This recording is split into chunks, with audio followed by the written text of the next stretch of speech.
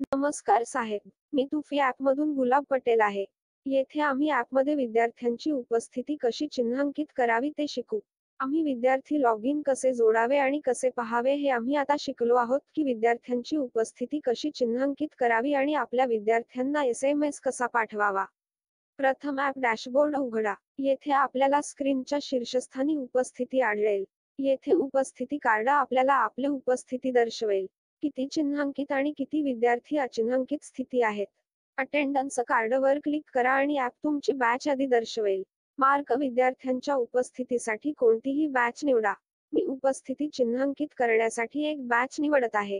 आता ॲप आपल्याला निवडलेल्या बॅचमध्ये जोडलेले विद्यार्थी दर्शवेल. स्क्रीनच्या शीर्षस्थानी ॲप आपल्याला उपस्थितीची तारीख दर्शवेल. आपण ऑन प्लस आणि वजा क्लिक करून उपस्थिती तारीख बदलू शकता. आणि तारखेला क्लिक करा आणि दिनदर्शिकेमधून तारीख निवडा. आता त्या तारखेखालील ॲप आपल्याला एका क्लिकमध्ये सर्व विद्यार्थ्यांची उपस्थिती दर्शविण्यासाठी 4 पर्याय दर्शवेल. त्यांच्यापैकी कोणत्याहीवर क्लिक करा आणि ॲप त्याचप्रमाणे चिन्हांकित करेल. प्रथम सार्वजनिक सुट्टी आहे. दुसरे म्हणजे लिव्ह.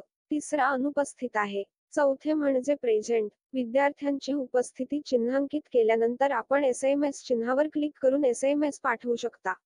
येथे आपण सूचीमधून केवळ उपस्थित किंवा केवळ अनुपस्थित विद्यार्थी निवडू शकता. आणि मजकूर SMS साठी फोन नंबर निवडा आणि WhatsApp SMS साठी WhatsApp नंबर निवडा. आणि मग फक्त शीर्ष SMS चिन्ह किंवा WhatsApp प्रतीकावर क्लिक करा. आणि ॲप SMS साठी पळवाट सुरू करेल. आणि येथे आम्ही विद्यार्थ्यांची उपस्थिती चिन्हांकन पूर्ण केले आहे आणि विद्यार्थ्यांची उपस्थिती कशी चिन्हांकित करावी आणि विद्यार्थ्यांना SMS कसे पाठवावे हे शिकलो. तर आता बाय बाय, पुन्हा भेटू. शुभ रात्री, सुप्रभात. आपण ज्या वेळेस हे पाहत आहात, हा व्हिडिओ पाहण्याबद्दल धन्यवाद.